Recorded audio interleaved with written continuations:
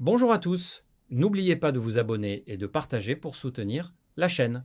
Voici l'histoire de Carlo Ancelotti, un des entraîneurs les plus légendaires du football mondial, connu pour sa réussite dans plusieurs grands clubs européens.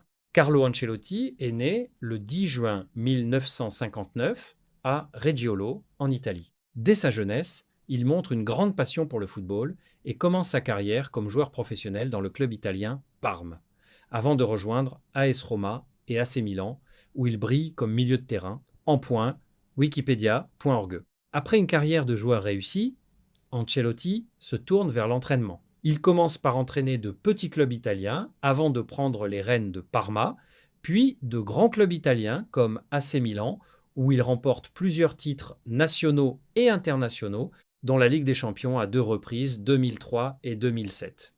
En point wikipedia.org. Carlo Ancelotti entraîne ensuite plusieurs clubs européens prestigieux. Chelsea FC, Angleterre. Il remporte la Premier League et la FA Cup. Paris Saint-Germain, champion de France et succès en Coupe nationale. Real Madrid, Espagne.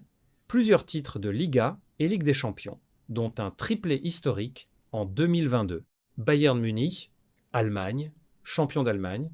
Everton FC, Angleterre, club de Premier League pour de nouvelles expériences. Ancelotti est reconnu pour sa capacité à gérer les grandes stars du football, son calme sur le banc et sa tactique flexible. Il est l'un des rares entraîneurs à avoir remporté la Ligue des Champions avec 2 clubs différents et à réussir dans plusieurs championnats européens. En point wikipedia.org. Club qu'il a entraîné: AC Milan, Italie; Chelsea FC, Angleterre; Paris Saint-Germain, France; Real Madrid, Espagne; Bayern Munich, Allemagne; Everton FC, Angleterre. Carlo Ancelotti est aujourd'hui considéré comme un modèle d'excellence dans le monde du football, tant pour sa carrière de joueur que pour ses succès d'entraîneur.